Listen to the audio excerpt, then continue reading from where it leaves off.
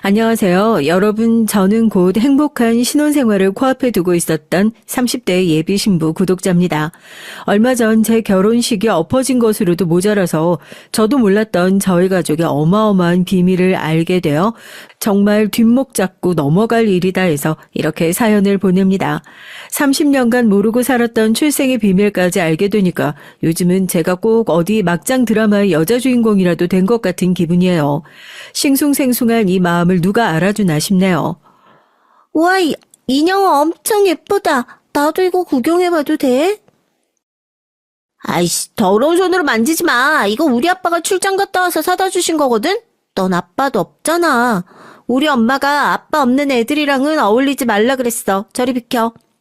아니야, 우리 아빠도 출장 가셨거든? 우리 아빠가 이런 것보다 훨씬 더 좋은 거 100개는 더 가지고 오실 거거든? 네가 뭘 알아? 나도 아빠 있단 말이야. 아빠도 없는 주제에 순 개뻥이야. 엄마, 제가 아빠가 사준 인형 더러운 손으로 만졌어. 아유, 아무리 동네가 후졌다지만 왜 저런 애들이랑 어울려서 놀고 그래? 얼른 들어와 밥 먹게. 제가 네 인형 뺏으려고 그랬어? 하여튼 너 없이 사는 것들 꼭 저렇게 남의 물건을 욕심내고 그런다니까. 예, 뭐가 갖고 싶으면 너도 가서 엄마한테 사달라고 해야지. 남의 물건에 욕심내는 건 어디서 배워먹은 버르장머리야? 저 뺏으려고 한 적 없어요. 그냥 구경해봐도 되냐고 물어본 거예요. 아니라고요. 안 그랬어요. 어린 시절을 돌아보면 저는 늘 울고 있었고 주변엔 아무도 없었어요. 부모님을 원망하지 않으려고 참 많이 애를 썼지만 늘 혼자였던 어린 시절을 보냈던 이유가 모두 부모님 때문이라고 생각했죠. 가난했던 동네에서 살면서 애비 없는 애라는 소리를 서스름 없이 하는 무식한 어른들 틈에 있었고 아버지가 없다는 건 제가 하지 않은 일도 했다고 오해를 받기도 하고 그렇게 서러운 일을 당할 때 막아줄 든든한 방패막이가 없다는 걸 의미하기도 했었죠. 지금 돌이켜 생각해보면 애들보다 어른들이 더 나빴던 것 같아요. 솔직히 애들이 뭘 알겠어요. 집에서 어른들이 하는 소리 듣고 따라하는 거죠. 태어나서 초등학생이 될 때까지 물론 아버지 얼굴은 코빼기도 본 적이 없었지만 어디 멀리 외국으로 일하러 가셨다는 엄마 말만 철석같이 믿고 아니라고 나도 아버지 있다고 애들한테 그렇게 얘기를 하고 다녔고 전 애들 사이에서 거짓말쟁이로 소문이 났었습니다. 그리고 이런저런 이유로 따돌림 당하고 늘 외톨이 신세를 면치 못했었죠. 얘는 또 왜 복달아나게 질질 짜면서 들어오고 그래? 왜? 또 무슨 일 있었어? 또 명희 그놈의 기집애가 왜? 또 뭐 네 앞에서 잘난 척이라도 했어? 엄마, 나한테 거짓말한 거 맞지? 명희네 엄마가 나한테 그랬어. 나 아빠 없는 거 맞다고. 그래서 되고 버르장머리도 없는 거라고. 엄마가 우리 아빠 외국으로 일하러 간 거라면서. 그럼 전화해봐. 전화해보라고. 뭐? 그 미친 옆에 내가 애한테 그런 소리를 했단 말이야? 내가 진짜 가만 안 둬. 너 엄마 따라와. 그래도 제가 그나마 기가 팍 꺾이지 않고 살 수 있었던 건 가난하지만 드생걸룬 둘째가라며 서러웠던 저희 엄마 덕분이었던 것 같아요. 어렸을 땐 그렇게 큰 소리를 내는 엄마가 멋있어 보이기보단 창피하기만 했었어요. 시장에서 생선 장사를 하시던 저희 엄만 딸이 어디 가서 한 소리 듣고 와서 눈물이라도 보였다 하면 제 손을 붙잡고 바로 한바탕 소란을 일으키러 가셨고 전 그런 엄마 뒤에 숨어 쭈뼛거리 바빴었죠. 명희 엄마 좀 나와봐요. 애한테 애비 없는 애라니 그런 소리를 해요? 어른이 돼서 할 소리가 있고 안 할 소리가 있지. 똑같이 애 키우면서 어떻게 그런 소리를 할 수가 있어? 딸 자식 보는 앞에서 부끄럽지도 않아? 아니 내가 뭐 틀린 소리 했어? 집에서 제대로 못 가르치니까 애가 자꾸 남의 물건 욕심내고 그러는 거 아니야. 그러니까 가정교육 똑바로 시켰으면 내가 싫은 소리 할 일도 없었잖아. 이게 어디다 대고 야, 너 말 다 했어? 어디 감히 내 자식한테 그런 소리를 할 수가 있어. 아이고 동네 사람들 이 여자 말하는 꼬라지 좀 보세요. 그러는 명희 아빠는 뭐 얼마나 잘났는데 그렇게 잘나서 동네에서 안 건드리는 여자가 없냐? 내가 이놈의 집구석에 앞으로 다시 생선 팔면 사람이 아니다. 사람이 아니야. 야, 너 말 다 했어? 못 배워먹은 게 아주 그냥 엄마는 자식이랑 똑같네. 그래, 오냐, 어디 한번 해보자. 엄마, 제발 그만 좀 해. 진짜 창피해 죽겠어. 제발 좀. 어디 가서 딸 기 안 죽게 하려고 먼저 큰 소리를 낸 엄마가 고맙기보단 무조건 큰 소리부터 내고 보는 모습이 창피하고 부끄럽기만 했어요. 이러니까 사람들이 우리를 무시하는구나 싶기도 했고요. 사람들한테 구경거리가 되고 우스운 모습이 되는 것도 너무나 싫고 쪽팔렸습니다. 한 번씩 그런 난리가 있고 나면 며칠 동안은 밥도 제대로 안 넘어가고 집에서 엄마랑 말도 안 하고 누워 있었어요. 대체 그놈의 아빠가 뭐라고 날 이렇게 서럽게 만드나 싶었죠. 평범한 부모 밑에서 사랑받는 딸로 자라는 평범한 애들이 너무나도 부러웠습니다. 금순아, 아직도 엄마한테 화 많이 났어? 근데 너 엄마 알지? 엄만 진짜 거짓말 안 해. 너희 아빠 정말 살아 계시고 일하느라 집에 못 돌아오시는 거야. 그러니까 사람들이 아버지 안 계신다 그런 소리에도 기죽지 말고 살아. 다른 사람은 몰라도 넌 엄마 말 믿어줘야지. 제 마음을 달래기 위한 거짓말이라고 생각했어요. 아버지가 진작에 돌아가신 게 아니라면 왜 우리 가족이 이런 수모를 당하고 있는 동안 한 번도 나타나지 않았는지, 대체 얼마나 멀리 일하러 가셨길래 전화 한 번을 안 하고 나타나지도 않는지, 그 흔한 사진 한 장도 없는지 이해할 수 없는 일들 투성이었죠. 그런데 제가 초등학교 4학년에 올라가던 때였습니다.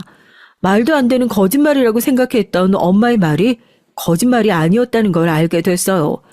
꼼짝없이 돌아가셨다고 생각했던 아버지가 거짓말처럼 다시 나타나셨거든요. 한두 살 나이를 먹으면 먹을수록 목소리만 큰 엄마와의 사이는 더욱 서먹해지게 됐고, 평소 같으면 엄마가 일이 끝나실 때까지 기다렸다가 같이 집으로 갔을 텐데 엄마한테서 나는 비린내도 싫고 친구들한테 더 놀림받을 것 같아서 제가 먼저 쌩하니 집으로 돌아갔어요. 저희 집 앞엔 처음 보는 남자가 다리를 절뚝거리면서 서성거리고 있더라고요.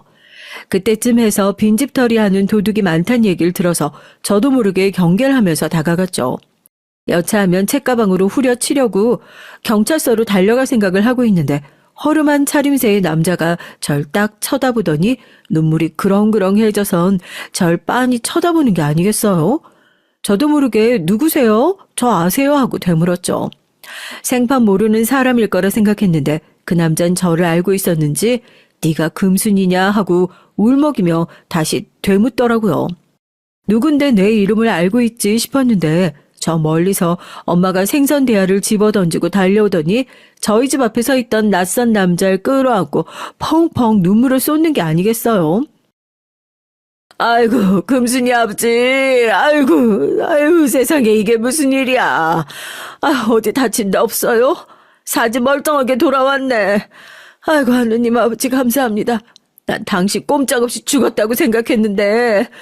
천지신명님, 부처님 감사합니다. 아이고, 감사합니다. 아, 금순아, 뭐하고 있어? 얼른 인사 안 하고 아버지 집에 오셨는데. 당신 집 나가 있는 동안에 금순이가 이렇게 컸어요. 내 우나님은 벌써 중학생인데, 아이고. 두 분이선 감동적인 재회를 하셨지만 전 태어나서 처음 보는 아버지의 모습이 그저 낯설기만 했죠. 저도 항상 머릿속으로 꿈꿔왔던 아버지의 모습이 있었을 거 아니에요. 나한테도 아버지가 있었더라면 이런 모습이었으면 좋겠다 하는 그런 모습이요.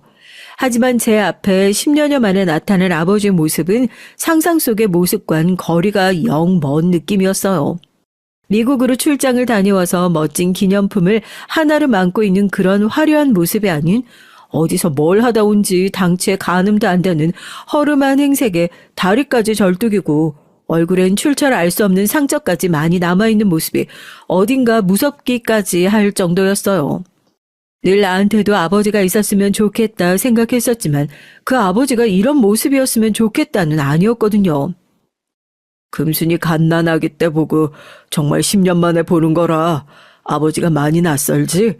이제 하던 일 마치고 돌아온 거라 계속 옆에 있을 거니까 너도 얼른 익숙해지고 필요한 거 있으면 언제든지 아버지한테 편하게 얘기해. 금순이 애가 아버지 얼마나 노래를 불렀는지 몰라요. 금순아, 너도 아버지 생기니까 좋지? 아유, 그나저나 당신 그동안 어디서 어떻게... 금순아, 엄마랑 아버지랑 잠깐 할 얘기가 있어서 그러는데 너 나가서 잠깐 여기 앞에 동네 한 바퀴라도 돌고 와. 두 분이선 감동적인 재회를 하셨고 제가 나가 있는 동안 비밀스럽게 무언가를 얘기하시는 것 같았어요. 그렇게 저희는 10여 년 만에 돌아온 아버지라는 새로운 가족과 함께 살게 됐습니다. 엄마야 오랜만에 만나는 남편이 그저 반갑기만 했겠죠. 하지만 전 아니었습니다. 10년 만에 백마탄 왕자님처럼 해외에서 돈을 많이 벌어가지고 돌아오신 아버지가 제가 좋아하는 것들 잔뜩 손에 들고 돌아오실 거라 기대했었으니까요. 아버지가 돌아왔지만 여전히 우리 집은 찢어지게 가난했고 아버지는 절뚝이는 다리를 끌고 엄마를 따라 시장에 나가 일을 도우셨어요. 어린 마음에 그런 아버지를 마냥 창피하다고만 생각했고 가뜩이나 어색한 사이라 피해 다니기 바빴죠. 금순이 친구들이냐? 금순아, 어디가? 아빠가 용돈 줄게. 친구들이랑 가서 맛있는 거라도 사 먹어. 얘들아, 이거 가져가서 먹어. 여기 시장에서 막 볶은 땅콩이야. 집에 가는 길에 한 주먹씩 까먹어라. 됐어요. 요즘 누가 이런 걸 먹는다고요. 그리고 언제부터 나한테 뭘 그렇게 잘 챙겨줬었다고 이제 와서 아버지 노릇하라고 그러세요? 앞으로 길에서 다닐 때 아는 척 좀 하지 마세요. 뭐가 잘났다고 창피하게. 10년 만에 만난 딸이 누구보다 반가웠을 저희 아버지한테 전 참 싸가지 없고 모진 딸이었어요. 아직도 서운한 마음을 숨길 수가 없어 다 드러났던 아버지의 상처받은 표정이 기억이 나면 마음이 참 무거워지기만 하니까요. 애들도 어색하게 웃으면서 아버지가 급하게 건넨 땅콩 한 봉지를 들고 뿔뿔이 흩어졌고 나는 왜 이렇게 맨날 가난하고 창피하게만 살아야 하나 속으로 한탄을 많이 했습니다. 그때부터였을까요? 제 꿈은 그냥 하루라도 빨리 이런 집에서 독립하는 것으로 바뀌었어요. 간호사란 직업을 선택했던 이유도 별다른 것이 없었죠. 그냥 교대 근무를 하면서 돈도 많이 벌 수 있고 어떻게든지 집에서 멀리 떨어져 있는 대학을 가고 싶었으니까요. 그럼 나 대학 안 보낼 거야? 다른 애들도 다 대학 가는데 땡볕을 내서라도 하나밖에 없는 딸 대학은 보내야 될 거 아니야. 그깟 등록금이 뭐 얼마나 한다고 그거 가지고 쩔쩔매고 있어? 그까짓 돈 내가 나중에 간호사 돼서 갚으면 그만이잖아. 우리 집은 왜 맨날 그렇게 등록금 낼 돈도 없이 가난해야 되냐고. 시장에서 좌판 깔아 장사하면서 하루 벌어 하루 먹고 사는 집인데 딸 하나 등록금 보낼 돈은 어디 넉넉하게 있겠어요. 저희 동네 애들이 오을에 그렇듯이 고등학교 졸업하면 적당한 직장에 취업이나 해서 나갈 거라고 생각했었는데 아니다. 난 대학도 다닐 거고 대학 나와서 간호사도 하겠다. 그렇게 일방적으로 다 정리하고 선포를 하니까 오히려 쩔쩔매는 건 엄마였어요. 대학 꼭 그거 나와야겠냐. 지금은 형편이 여의치 않으니까 나중 돼서 살림이 좀 넉넉해지면 다시 다니면 안 되겠냐. 어쩔 줄 몰라 하고 미안해하면서도 어렵게 말을 꺼내시더라고요. 저도 저 나름대로 포기가 안 돼서 엄마에게 엉엉 울면서 처음으로 떼를 썼어요. 아니요, 사실 처음도 아니었죠. 매번 그런 식으로 전 그렇게 찢어지게 가난한 집에서도 제가 원하는 것이라면 무엇이든 다 했던 딸이었고 그렇게 울고불고 떼를 쓰면 간이든 쓸개든 뭐라도 빼줘서 딸이 원하는 걸 해주셨던 부모님이었습니다. 하나밖에 없는 딸 소원이 대학 가는 거라는데 들어줘야지. 금순아, 아무 걱정하지 마라. 네 대학 등록금은 아빠가 어떻게든 마련해가지고 올 테니까. 그동안 애비 노릇 못했으니 금순이 대학이라도 보내줘야지. 아버진 등록금 걱정은 하지 말라면서 울고 있는 절 놔두고 일어나서 어디론가 나가셨고 정말 거짓말처럼 다음날 제 대학 등록금을 어디선가 마련해가지고 오셨어요. 그 큰 돈을 하루아침에 어디서 만들어가지고 왔는지 믿기지가 않아서 엄만 설마 당신 뭐 나쁜 일이라도 한 거 아니냐, 어디서 고리대금 쓰고 빌려오기라도 한 거 아니냐 추궁을 했지만 아빠는 그저 나한테 빚지고 살던 사람한테 빚 받아온 것뿐이다 하는 알 수 없는 말만 하시고 더 이상 출처를 알 수 없는 등록금에 대한 얘기를 꺼내지 않으셨어요. 어쨌든 아버지가 무사히 등록금을 마련해 주신 덕분에 전 그렇게 노래를 불렀던 대학교에 입학할 수 있었고 간호학과를 무사히 졸업해서 간호사가 될 수 있었습니다. 대학 시절 내내 부모님께선 저밖에 모르는 순회 보셨어요. 하루 종일 얼마나 힘들게 일하시는 걸 알고 있는데도 오로지 제 생각뿐이셨죠. 정작 딸은 집에서 빨리 벗어나고 싶다고 일부러 더 멀리 떨어진 곳으로 원서를 써서 왔는데도 부모님께선 혼자 살고 있는 딸이 혹시라도 밥이 입맛에 맞지 않아 굶기라도 할까봐 반찬을 바리바리 보자기에 싸가지고 올라오시곤 했습니다. 다들 저 같은지 여쭤보고 싶어요. 저만 그렇게 유독 못된 딸이었는지 싶어서요.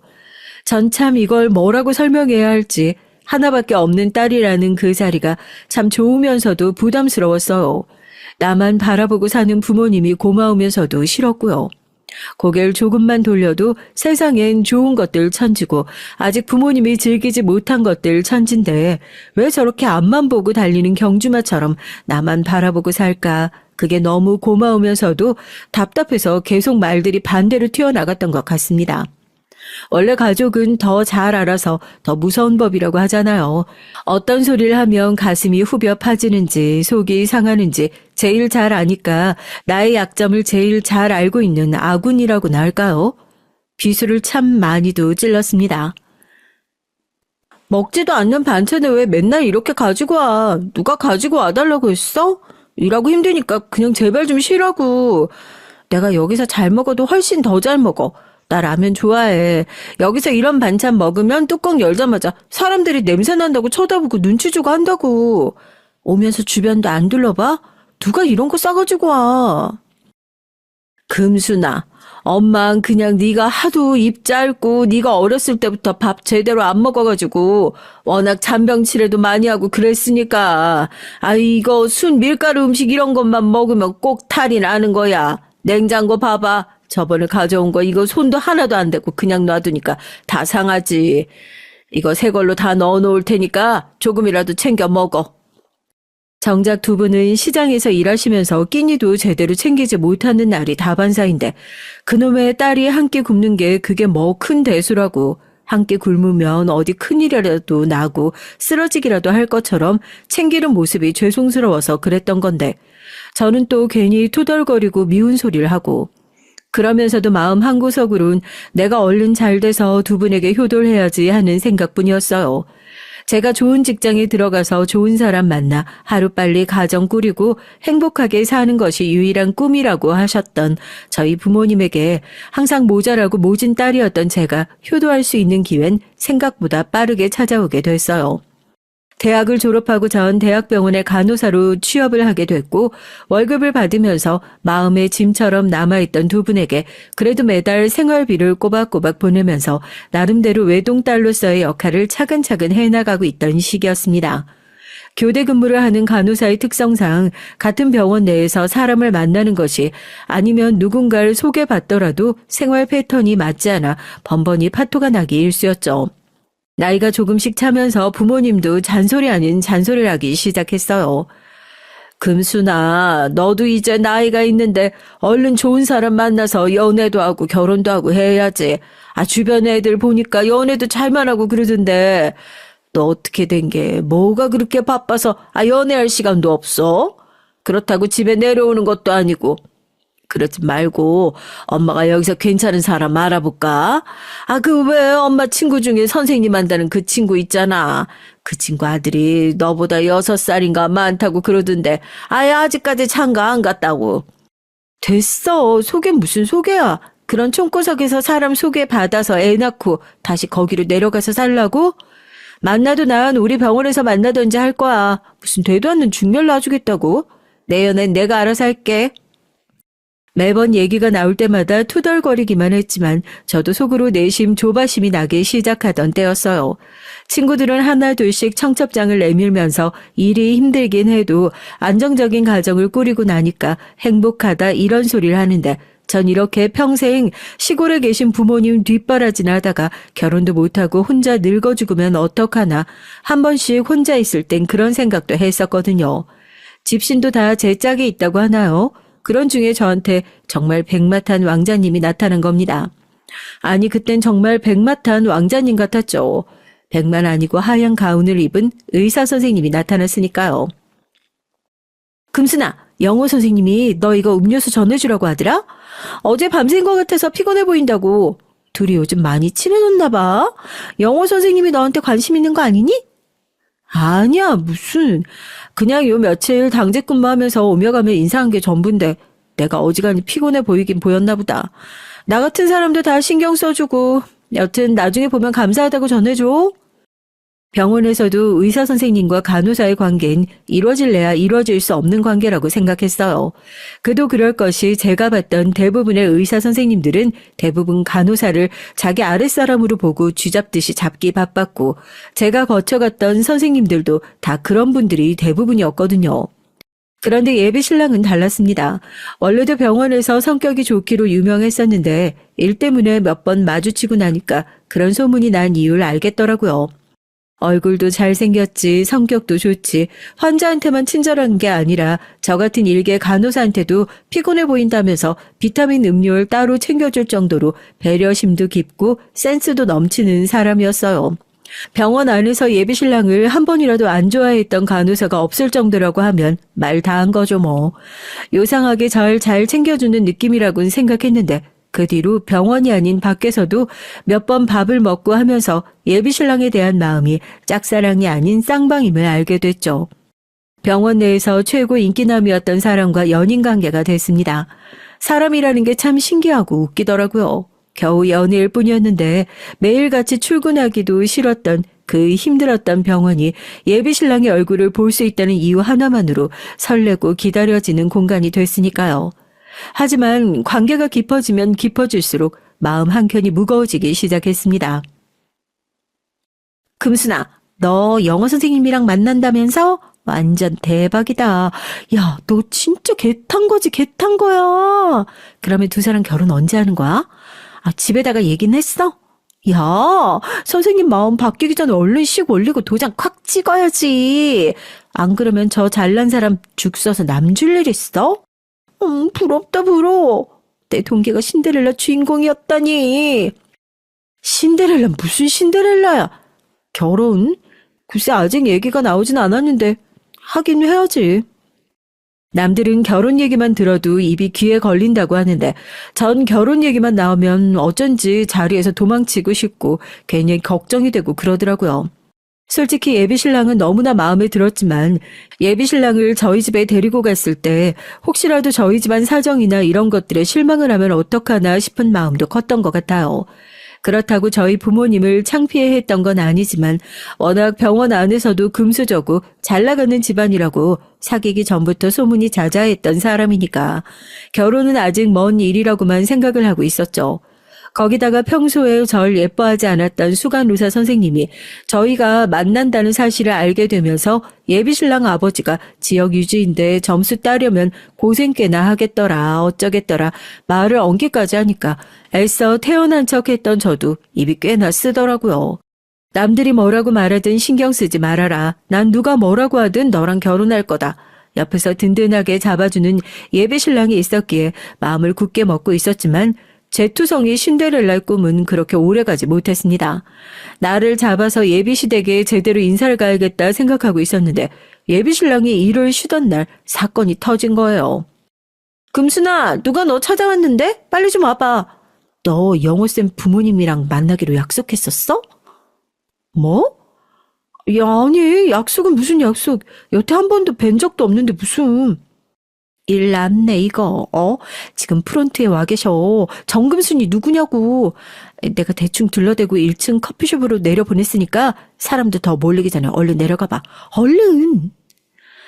아직까지 정식으로 찾아가서 인사를 드린 적도 없는데 예비신랑의 부모님이 병원으로 찾아와서 다짜고짜 저를 찾았다는 거예요. 다행히 제 동기가 잘 둘러댄 덕분에 사람들이 더 몰려와 동물원 원숭이 꼴이 되기 전에 커피숍으로 두 분을 내려보냈고 저도 허겁지겁 두 분을 만나러 커피숍으로 내려갔고요. 멀리서 봐도 한눈에 알아보겠더라고요. 딱 봐도 귀티가 나는 차림새에 꼬장꼬장해 보이는 얼굴이었습니다. 제가 꾸벅 고개를 숙여 인사를 하니까 예비 시어머니께선 그래도 앉으라며 인사를 해주셨지만 예비 시아버지께선 자리에서 꼼짝도 안 하고 제 명찰만 훑어보곤 기가 차다는 듯이 허 하고 콧방귀만 끼셨어요. 갑자기 찾아와서 놀랐겠어요. 우리 아들이 만나는 여자가 있다고 들었는데 하도 인사도 안 오고 소식이 없어서 무례한 건 알지만 우리가 이렇게 먼저 찾아왔네요. 바쁜 거 아니면 잠깐 앉아서 얘기 좀 하지 그래요? 얘기는 무슨 얘기야? 아가씨, 내가 단도직입적으로 말을 할게요. 무슨 꿍꿍이에요? 네? 무슨 꿍꿍이라니 그게 무슨 말씀이세요? 우리 집안 얘기 들어서 잘 알 거 아닙니까? 우리가 여기 오기 전에 그쪽 집안 얘기 들었는데 부모님 시장에서 좌판 깔고 장사한다면서 어떻게 그렇게 분수에도 안 맞는 집안끼리 만날 생각을 할 수가 있어? 아직도 결혼해서 신분 상승 해보려는 골빈 사람이 있단 말이야? 여보, 말 조심해요. 여기 영업병원이에요. 아가씨, 이거 받아요. 10여 년 만에 콧배기도 안 비쳤던 아버지가 거짓말처럼 눈앞에 나타나고 찢어지게 가난한 집에서 이기적으로 공부해서 간호사가 되고 운명처럼 의사인 예비신랑을 만난 것까지 정말 내 인생의 꿈만 같다고 생각했었어요. 그러나 그 모든 순간들보다 제 눈앞에 도톰한 돈봉투가 놓이는 순간이 정말로 각본 없는 드라마구나 싶더라고요. 드라마 여주인공들도 이렇게 비참한 기분이었을까요? 내 인생이 겨우 이렇게 돈봉투 하나로 결정될 수 있구나 싶어서 비참하기보단 당장이라도 이 봉투 안을 열어서 액수를 확인해보고 싶고 이 돈이면 시골에 있는 부모님이 당분간은 좌판을 안 깔고 고생 안 할 수도 있을지 모른다는 그런 생각이 순간적으로 드는 게 더 비참하더라고요. 남들은 사랑이랑 돈이랑 갈등을 하는 순간이 오면 망설임 없이 전 이런 돈 됐습니다. 영호 씨면 됐어요. 이런 멋진 대사를 날렸을 텐데 전 바로 그 말이 입에서 안 떨어지더라고요. 당장 돈이 궁한 게 사실이었으니까요. 지금 두 분 여기서 뭐 하시는 거예요? 쪽팔리니까 당장 나가요. 당장! 영호, 너 오늘 쉬는 날이라면서. 네가 얘한테 연락했니? 그렇게 안 봤는데 어디 여시같이? 망설이는 제 자신이 너무 싫고 쪽팔려서 눈물만 뚝뚝 흘리고 있는데 구세주처럼 예비신랑이 나타나 지금 이게 무슨 짓이냐고 호통을 치기 시작했고 테이블 위에 올라간 돈봉투를 보더니 소리를 지르고 욕까지 하더라고요. 저도 처음 보는 모습에 적잖이 당황했습니다. 두 사람도 예비신랑이 그 자리에 나타날 것이라고는 예상을 못하셨는지 당황한 눈치로 돈봉투를 급하게 가방에 챙겨 담아 자리를 뜨셨어요. 알고 보니 절 도와줬던 제 동기가 상황이 영 안 좋게 돌아가는 것 같다 싶었는지 급하게 예비신랑에게 연락을 한 모양이더라고요. 아마 10분만 아니 5분만 더 늦게 도착했어도 저 그 돈 챙겨서 그대로 헤어졌을지도 모르겠다 싶어서 자괴감에 한참을 자리에서 울었습니다. 가난이 사람을 참 쪽팔리게 하더라고요. 그새 병동에 소문이 쫙 퍼져서 사람들이 수군거리고 한마디씩 얻는 소리를 차마 들을 수가 없어서 안 들은 척 꾸역꾸역 일을 하다가 급하게 휴가를 쓰고 고향에 내려가기 위해 집으로 돌아가 짐을 싸고 있는데 예비신랑이 집으로 찾아왔어요. 자기도 불쌍한 사람이라며 한 번만 봐달래요. 나 여태까지 만났던 사람들 전부 다 갑자기 유학 간다. 내가 마음에 안 든다. 말도 안 되는 핑계 대면서 나한테 먼저 헤어지자고 했어. 오늘 보니까 알겠더라. 부모님 성에 안 차는 사람들이어서 이런 식으로 헤어지라고 돈 주고 종용한 거. 나 의사도 아버지 등살을 못 이겨서 한 거고 지금 매일같이 선보라고 내가 지금 나이가 몇 살인데 아직도 부모님한테 질질 끌려다니면서 살고 있어. 나도 이제 숨 좀 쉬면서 살고 싶어.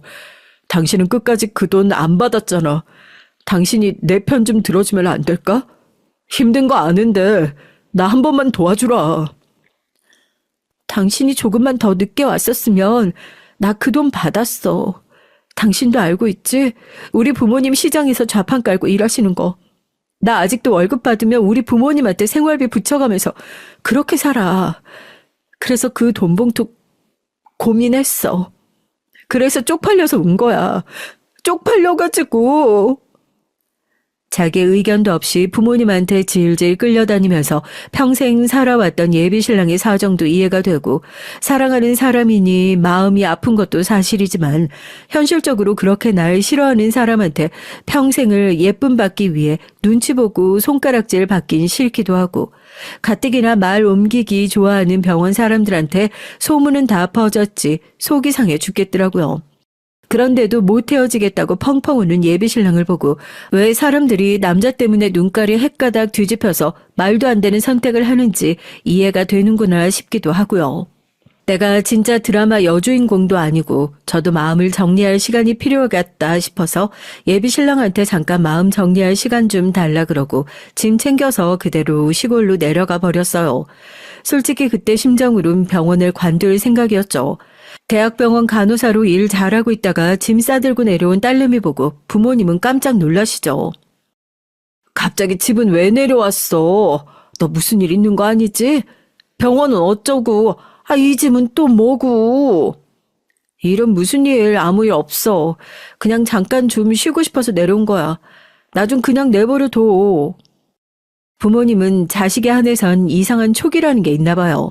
아무 일도 없다고 그냥 쉬고 싶어서 내려온 거라고 하고 등을 돌리고 자는 척 숨죽여 울고 있는데 알겠다고 불을 끄고 일을 나갔던 부모님이 30분도 채 되지 않아 문을 박차고 들어와서 제 등을 확 잡아 돌리더라고요. 덕분에 펑펑 울고 있는 모습을 그대로 들키고 말았죠. 대체 무슨 일이냐고, 엄마한테 말 못할 일이 뭐가 있냐고 그러기에 처음으로 부모님에게 예비신랑 얘기를 솔직하게 털어놨습니다. 두 분 다 제 얘기를 듣고 나선 아무런 말씀도 하지 못하시더라고요. 아버진 속이 답답하신지 나가셔서 연신 담배만 태우시고 엄만 절 끌어안고 미안하다면서 같이 펑펑 우시고요. 네가 대체 뭐가 모자라서 그 사람들한테 그런 취급을 받아. 됐어. 잘 내려왔어. 그 잘난 놈이랑 당장 헤어지고 병원이고 뭐고 당장 때려치워. 응? 네가 갈 데가 거기 하나밖에 없어. 정 먹고 살 데 없으면 여기 아예 내려와서 엄마 아빠 일이나 도우면 되지. 아이고 못 살아. 여태 혼자서 속을 얼마나 끓였을 거야 정말. 뭐 잘난 놈의 집구석이라고 남의 집 귀한 딸을 그렇게 무시해? 의사가 뭐 별거야? 별 재수없는 놈들이. 나까지 시장 일 하라고? 그게 무슨 말 같지도 않은 소리야. 됐어. 그냥 며칠 좀 쉬러 온 거야. 여기서 며칠 쉬다가 올라가서 다른 병원 알아보던지 할 거니까 신경 쓰지 마. 그래도 부모님에게 한바탕 어리광을 부리고 나니까 속이 시원하더라고요. 그렇게 한 3일 시골에서 마음 정리하고 있는데 집으로 내려온 지 딱 4일 차 큰 소리가 나서 문을 열고 나가보니까 기가 막히다는 표정의 부모님 앞에 예비신랑이 양손에 선물을 바리바리 싸들고 와선 무릎을 꿇고 앉아있는 게 아니겠어요. 처음엔 잘못 본 줄 알았어요. 여기가 어디라고 오냐고 당장 나가라고 아버지가 호통을 치셨죠. 저 금순 씨 정말 사랑합니다. 의사 관두라면 관두겠습니다. 부모님은 제가 어떻게든 설득하겠습니다. 제발 한 번만 용서해 주세요. 저희 부모님이 부족하셔서 금순 씨에게 상처 준 거 제가 살면서 갚아 나가겠습니다.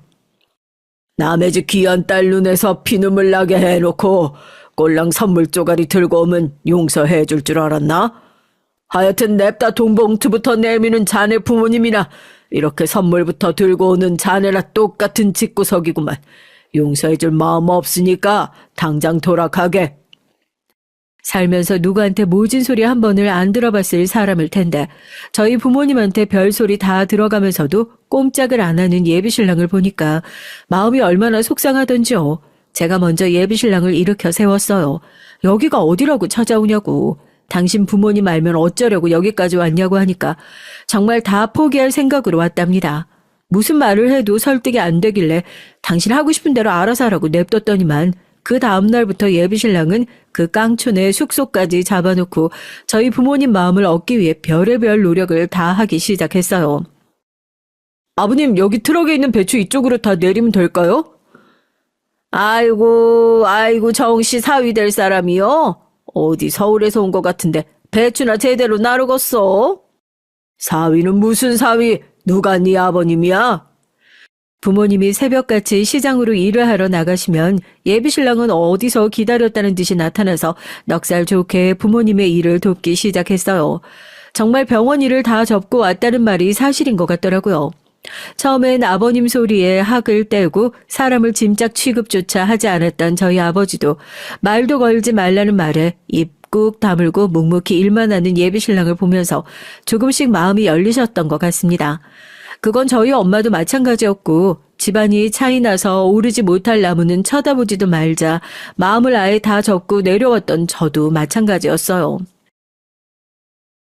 너 그러지 말고 만나서 얘기라도 좀 해보지 그래.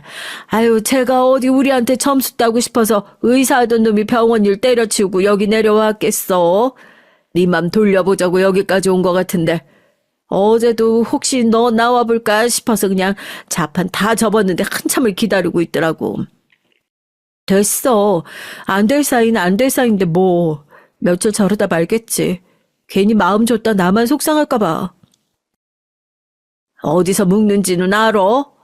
몸이 안 좋아 보이던데 그러지 말고 내일 한번 가보지 그래.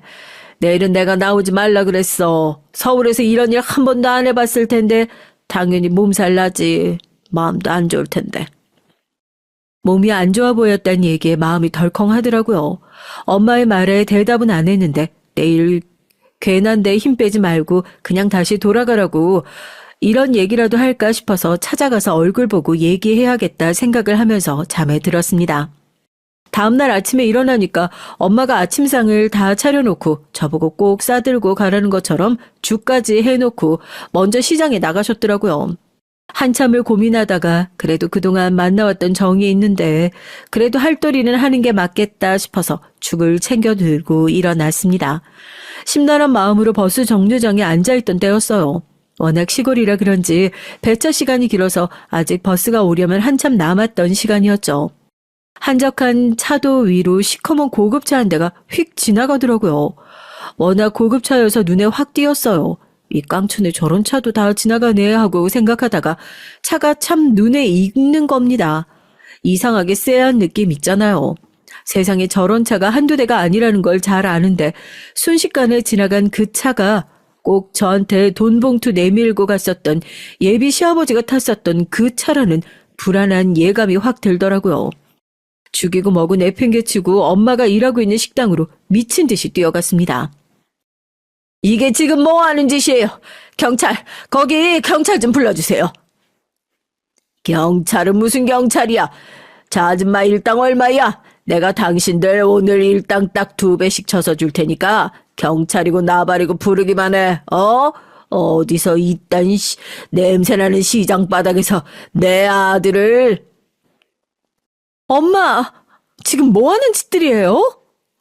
시장에 도착하니 그야말로 아수라장이 따로 없었습니다. 조그만 시장 입구를 고급 승용차로 딱 막아놓은 예비 시아버진 엄마가 깔아놓고 있는 좌판을 집어 던졌는지 바닥에 야채며 뭐며 놔뒹굴고 아주 난리가 나 있더라고요. 눈에 살개가 얼마나 흉흉한지 같이 일하는 상인들도 누구 하나 신고할 엄두를 못 내고 있고 평소라면 소리를 지르고 난리를 칠 엄마도 웅크리고 벌벌 떨고 계시는데 그 모습을 보고 정말 피가 거꾸로 솟는 느낌이었어요. 제가 얼른 뛰어가서 엄마 앞을 막아섰고 예비 시부는 술 냄새를 풍기면서 주변 사람들한테 삿대질을 하고 고래고래 소리를 지르더라고요. 아버지는 아마 공판장에 가신 모양이었습니다. 어디 이 시골 시장 바닥에서 좌판이나 깔고 근근히 먹고 사는 것들이 감히 내 의사 아들을 노려? 내 아들 어디다 숨겼어? 이 아녀나 네가 대답해봐. 내 아들 어디다 숨겼냐고? 누가 당신 아들을 숨겨요? 이게 지금 무슨 행패예요? 당장 경찰 불러서 콩밥 먹게 하기 전에 우리 엄마한테 무릎 꿇고 빌어요. 사과하라고요. 뭐? 뭘 하라고? 아이고 진짜 기가 막혀서 정신이 나갔냐? 내가 왜 니네 같은 그지들한테 무릎을 꿇어? 경찰? 오냐 경찰 불러라 불러. 너네가 누군지 몰라서 하는 소리야? 내가 법 위에 있는 사람이야. 경찰 100트럭을 갖고 와도 경찰이 나한테 무릎 꿇고 빌빌 기는 내가 그런 사람이라고. 이거 진짜 확... 저도 눈이 돌아가지고 당장 우리 엄마한테 사과하라고 엄마가 뒤에서 뜨던 말리는데도 예비 시부한테 눈을 뒤집고 소리를 질렀고 독이 잔뜩 오른 예비 시부가 분을 참지 못하고 저한테 손을 번쩍 올리더라고요. 이대로 얻어맞으면 바닥에 쓰러지기밖에 더하겠냐 싶고 엄마가 맞는 것보단 차라리 내가 맞는 게 낫겠다 싶어서 눈을 질끈 감는데 퍽 하는 소리와 함께 예비 시부가 바닥에 엎어지는 게 아니겠어요. 대체 이게 무슨 일인가 싶어서 눈을 떠보니까 아버지가 무릎을 붙잡고 땀을 뻘뻘 흘리면서 제 앞에 서 계시더라고요. 아니 정씨가 세상에 뭔 힘이 있어서 저 장정을 한 손에 때려 눕혔대?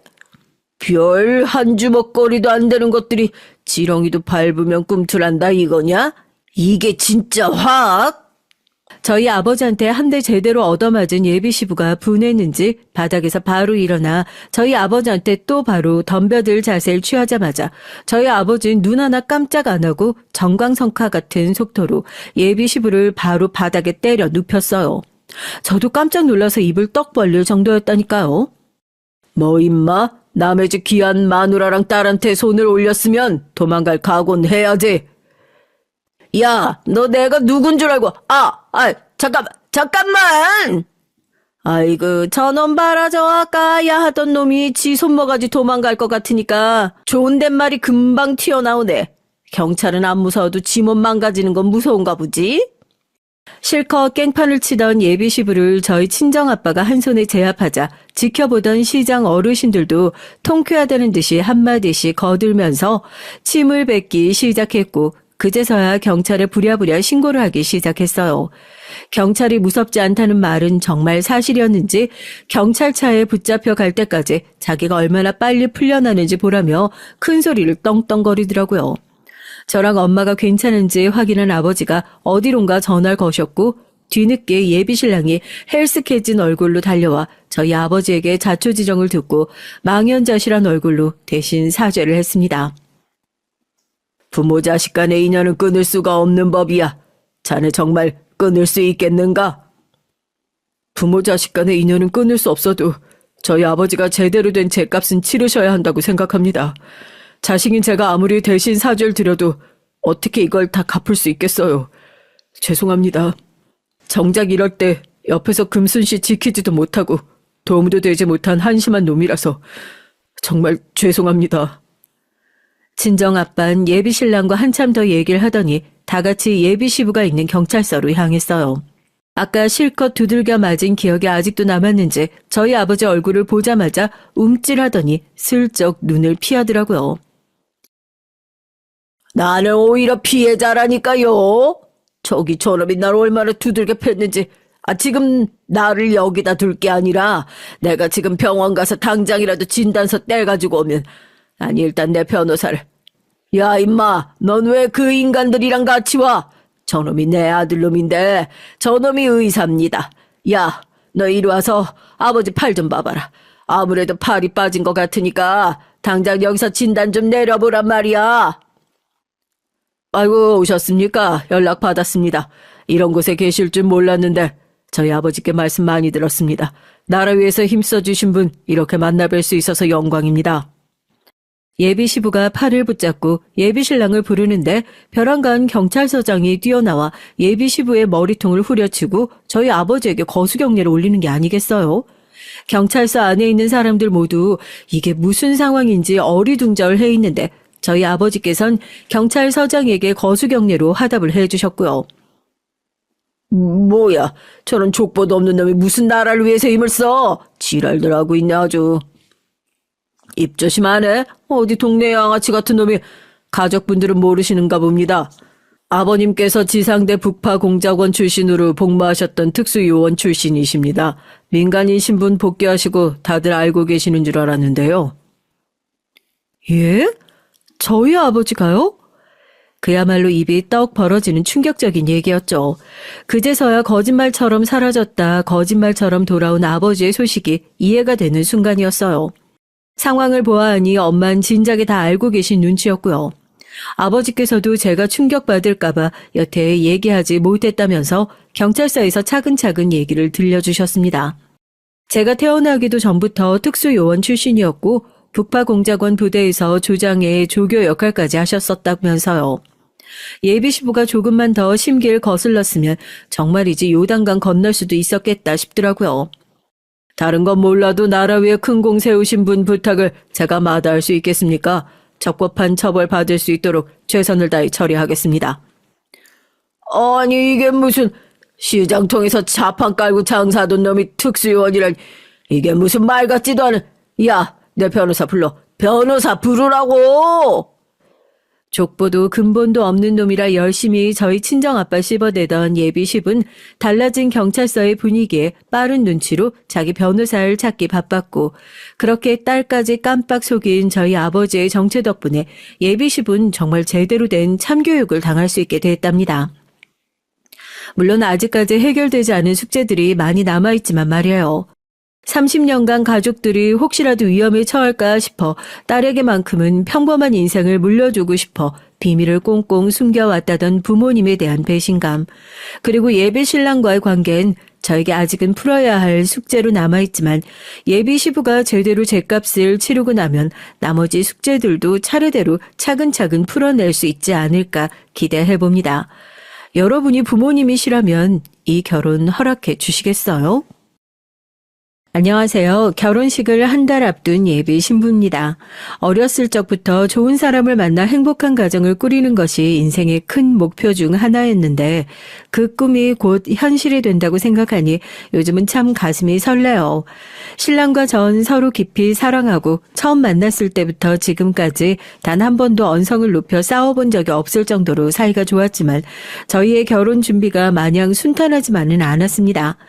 지금 다시 떠올려도 드라마가 아닌가 싶을 정도로 황당한 일들과 우연의 연속이었거든요.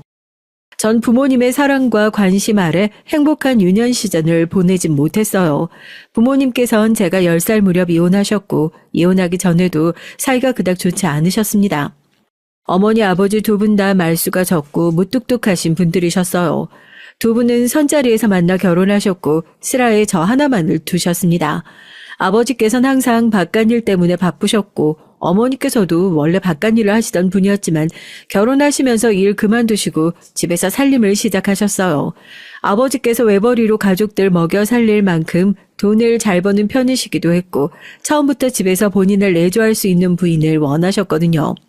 선자리에서 내세우신 조건도 번듯한 집안 출신의 아이 잘 키우고 내조 잘할 수 있는 조신한 여자였다고 했어요.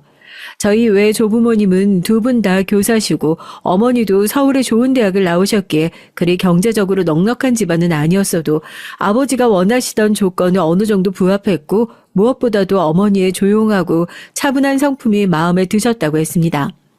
어린 시절 저희 집안 풍경을 생각하면 언제나 정적만이 흘렀던 것 같아요. 아버지나 어머니나 두 분 다 말씀이 없으셨던 편이었고 저 또한 그런 집안 분위기 탓에 눈치를 보느라 항상 얌전히 굴었거든요. 솔직히 말하자면 두 분 사이에 사랑이라고 부를 만한 감정은 전혀 존재하지 않았던 것 같아요.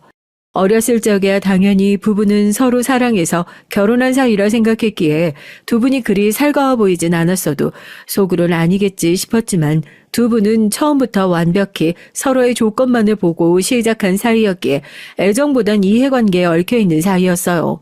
어머니께서는 아버지의 경제적 능력과 사회적 지위, 아버지께서는 집에서 얌전히 본인을 보필하고 자식을 키워줄 조신한 부인이 필요했던 거죠. 제가 5살 배기였던 시절까지만 해도 그 이해관계는 별 문제 없이 흘러가고 있었습니다. 그리 다정한 가족은 아니었어도 서로의 역할을 충실히 이행하며 가족이라는 울타리를 잘 유지할 수 있었다는 뜻이에요. 그 울타리는 먼저 깨뜨린 건 다름 아닌 어머니였습니다. 아버지께서는 언제나 바깥일로 정신없이 바쁘셨고 늦은 밤이나 주말도 마찬가지였어요. 돈은 차고 넘칠 만큼 벌어다 주셨지만 가족에게 아무런 관심이 없으셨거든요. 제가 어떤 유치원에 다니고 있는지, 요즘은 어떤 것에 관심이 많은지, 어떤 반찬을 편식하고 무슨 알러지가 있는지 기본적인 정보도 아무것도 알지 못하셨습니다. 저뿐만 아니라 어머니에 대한 정보도 마찬가지였고요. 어느 날부턴가 어머니께서는 식사 시간마다 아버지께 얘기를 먼저 거시기 시작했어요. 거창한 얘기는 아니었고 주로 내일 저녁 식사 반찬은 뭘로 할까요? 오늘 우리 딸이 유치원에서 상을 받아왔어요. 요즘은 바쁜 일 없으신가요? 같이 평범한 부부들이라면 일상적으로 주고받을 만한 대화였죠. 아마 그쯤부터 어머니께선 외로움이라는 걸 느끼기 시작하셨던 것 같아요. 하루 종일 넓은 집에서 제대로 대화도 통하지 않는 어린아이를 붙잡고 지내셨으니 당연한 수순이었죠. 앞서 말씀드렸듯 어머니께선 타고난 성품이 차분하고 내향적이셔서 유치원의 다른 어머니들과도 잘 어울리지 않았고 특별히 자주 연락하고 지내는 친구분도 없으셨거든요. 당시 어머니께서 유일하게 사회적 교류할 수 있었던 사람이 바로 아버지였고 어머니께선 나름대로 용기를 내서 아버지께 한 발자국 다가가셨던 겁니다. 그렇지만 아버지의 반응은 싸늘하셨어요. 언제나 단답에 제대로 대답도 해주지 않았고 기계처럼 젓가락을 움직이다 식사가 끝나면 칼같이 자리에서 일어나 잠자리에 드셨어요. 물론 하루 종일 밖에서 바쁘게 일하다 돌아오시는 분이었고 다음날 새벽부터 바깥일을 나가셔야 했으니 피곤하고 지칠만도 했죠. 그렇지만 항상 혼자 남아 식탁을 치우던 어머니의 뒷모습을 생각하면 지독한 쓸쓸함이 아직까지도 느껴지는 것 같아요.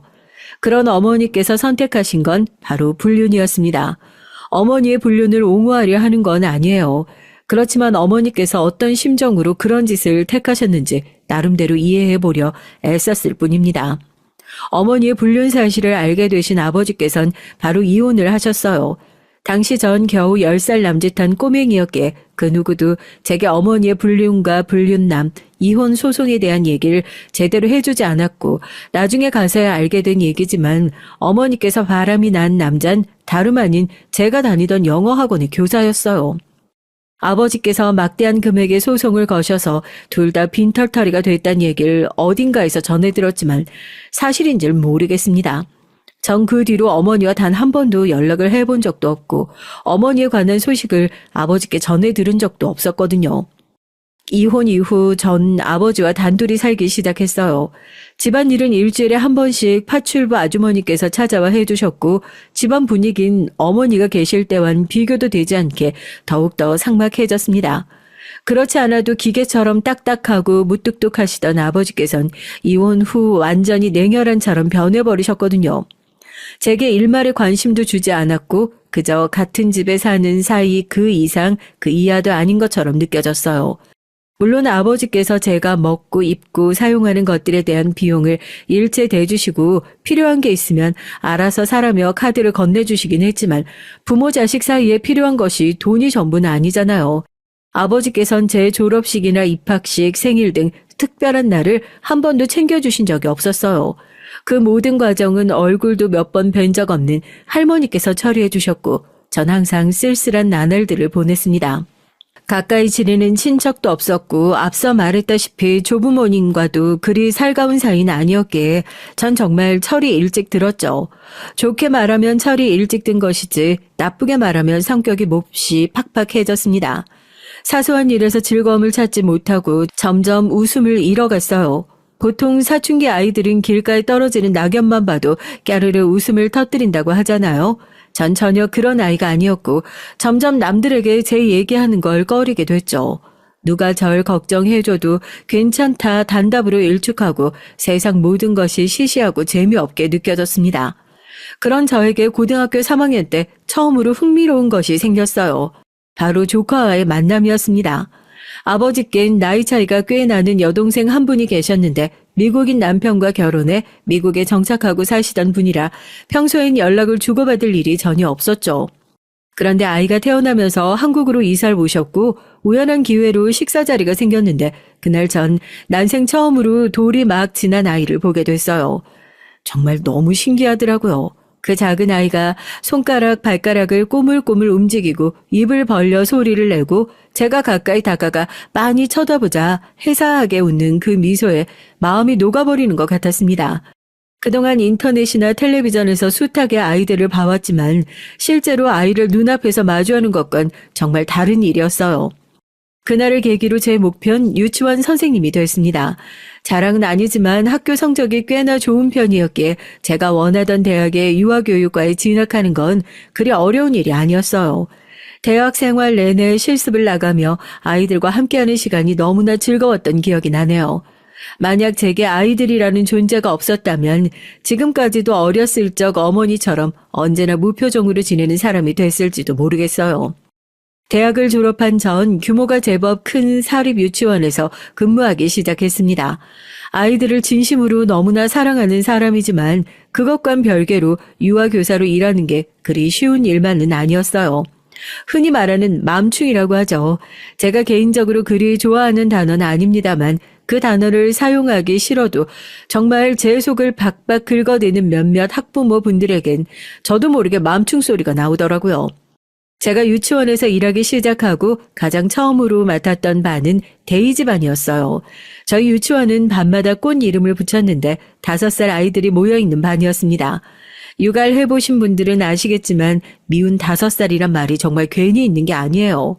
2돌쯤부터 시작된 자아 형성이 5살쯤이 되면 거의 완성될 시기인데 이 시기의 아이들은 정말 자아가 강합니다. 쉽게 말하자면 고집이 세다는 뜻이에요. 옷 하나하나, 반찬 하나하나 반드시 아이들 본인이 원하는 것으로 해야 하고 본인 뜻대로 일이 풀리지 않으면 바닥에 드러누워 울고불고 때를 쓰기 일쑤예요. 가정에서 내가 키우는 내 자식 한 명이 그래도 머리가 아픈 마당에 수십 명의 아이들을 한 번에 돌봐야 하는 유치원은 오죽하겠어요. 한 명이 때를 쓰고 울면 덩달아 다른 아이들도 흥분해서 언성을 높이고 울고 순식간에 아수라장이 되어버립니다. 물론 그런 일이 벌어지기 전에 아이를 잘 달래서 울지 않도록 만드는 것이 교사의 능력이죠. 3, 4살 배기 아이들은 대부분 발달 정도가 비슷하지만 5살이 넘어가기 시작하면 아이마다 능력 발달이 정말 천차만별이에요. 특히 언어 능력에서 그 차이가 두드러지죠. 5살 정도면 정신적으로 큰 문제가 없는 이상 간단한 의사소통은 대부분 가능합니다. 그렇지만 질적인 면에서 차이가 있어요. 언어 발달이 빠른 아이들은 대화를 하며 놀랄 정도로 기억력도 좋고 문맥 파악을 잘해요. 예를 들자면 오늘 아침밥 뭐 먹고 왔어 하는 간단한 질문을 한다고 치면 언어 발달이 빠른 아이들은 이 문장에서 오늘과 아침밥이라는 2가지 키워드를 아주 잘 캐치하고 2개의 연관성을 찾아내 문장 전체를 이해하죠. 그러니까 말 그대로 오늘 유치원에 오기 전에 먹은 아침밥과 반찬을 물어보는 질문이구나 하고 바로 알아듣는다는 뜻입니다. 이런 아이들은 고지고대로 오늘 아침에 먹었던 반찬 얘기를 해요. 오늘 아침에 엄마가 김밥 싸줬어요. 된장국 먹고 왔어요. 빵 먹었어요. 등등. 그냥 된장국, 빵 이런 식으로 단어만 내뱉지 않고 문장도 제대로 표현할 줄 알고요. 그렇지만 언어 발달이 느린 아이들은 이 질문에서 오늘 그리고 아침밥이라는 단어는 이해를 하지만 이 2개의 단어가 어떻게 연결되는지를 이해하지 못하죠. 오늘이란 단어와 아침밥이란 단어의 뜻을 알고 있지만 총체적으로 이 질문이 요구하는 답이 무엇인지 파악하지 못한다는 뜻입니다. 그렇기에 언어 발달이 어린 아이들은 아침밥은 먹는 것, 난 먹는 것 중에 과자를 좋아해. 이런 식으로 의식의 흐름을 따라 아무렇게나 대답을 해요. 때문에 간단한 의사소통을 제외하고 말이 잘 통하지 않습니다. 유치원에서 일하며 수많은 아이들을 살펴보는 전 몇 마디 대화만 나눠봐도 이 아이가 언어 발달이 빠른 편이구나, 느린 편이구나 바로 알 수 있어요. 물론 아이마다 성장 속도가 제각기 다른 법이니 발달이 좀 느리더라도 크게 걱정할 필요는 없습니다. 5살 정도가 되면 다른 아이들은 한글을 읽는데 우리 아이는 아직 기억 니은도 제대로 못해요 하시며 걱정하시는 학부모님들이 많이 계세요. 옆집 아무개는 36개월의 책을 줄줄 읽었네. 글짓기까지 하네 하는 얘기를 들으면 내가 못난 부모라 우리 아이가 발달이 느린가 보다 하고 자책하시는 분들이 태반입니다. 하지만 수년간 아이들을 가르쳐본 유치원 교사로서 개인적인 의견을 말하자면 그런 걱정은 전혀 할 필요가 없어요. 저번 달까지만 해도 기억, 니은조차 읽을 줄 몰랐던 아이가 일주일 만에 단어 쓰고 말하는 경우도 여러 봤습니다. 학교에 입학하기 2달 전까지 한글을 제대로 읽고 쓰지 못해 발달장애가 아닌가 싶었던 아이도 입학 전 그 짧은 기간 동안에 뚝딱 글을 깨치기도 하고요. 정말 아이별로 천차만별 달라지는 게 성장 속도예요. 자폐나 ADHD 같이 큰 문제가 있는 경우가 아니라면 시간이 지나면 자연스레 또래 아이들과 비슷한 수준으로 성장하니까 조금 불안한 마음이 생기더라도 열린 태도로 아이들을 바라봐주는 것이 중요합니다. 물론 말이 쉽지 본인 자식이 나이에 비해 말도 어눌하고 행동도 어리숙하면 걱정이 되는 것이 부모 마음이죠. 그럴수록 부모님은 집에서 아이에게 책 읽기를 강요하거나 강압적인 모습을 보이게 되는데 쟤뿐만 아니라 유치원 교사들에게도 그런 스트레스와 불안 증세로 인한 히스테리를 부리게 돼요. 이런 경우 유치원에서 아이를 제대로 교육하지 못해서 발달이 느린 거 아니냐, 우리 아이를 다른 아이들과 차별 대우해서 아이가 이런 게 아니냐고 교사를 무차별적으로 탓하고 비난하시곤 합니다.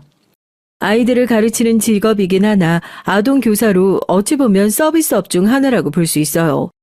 학부모들의 민원이나 요청을 들어드리고 꾸준히 아이들을 저희에게 믿고 맡기실 수 있게 관리를 해야 하니까요. 그런 점에서 학부모들이 저희에게 아이의 교육과 관련해서 의문점을 제기하고 특별한 요청을 하신다면 대부분 들어드리려고 노력하는 편이에요. 그리고 저희 입장을 충분히 설명해드리고 최대한 조율하기 위해 애를 쓰죠. 이런 저희의 노력을 알아주시고 꾸준히 아이를 믿고 맡겨주시는 학부모님들께는 참 감사한 마음입니다. 하지만 아무리 저희가 열심히 노력하고 진심으로 아이들을 사랑하고 아껴준다고 한들 저희의 모든 행동에 불만이 있는 학부모님들이 꼭 계시기 마련이더라고요. 지금도 가장 기억에 남는 일은 제가 유치원에서 일을 한 지 3년여가 지났을 무렵 벌어졌던 사건이에요. 앞서 제가 5살 아이들이 모여있는 데이즈반을 맡게 됐다고 말씀드렸죠.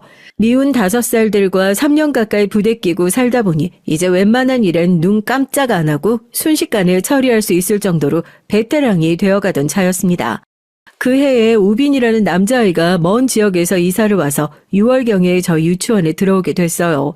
나이는 6살이었지만 6살 반이었던 튤립반에 공석이 없어서 부득이하게 저희 데이지반의 학생이 됐죠.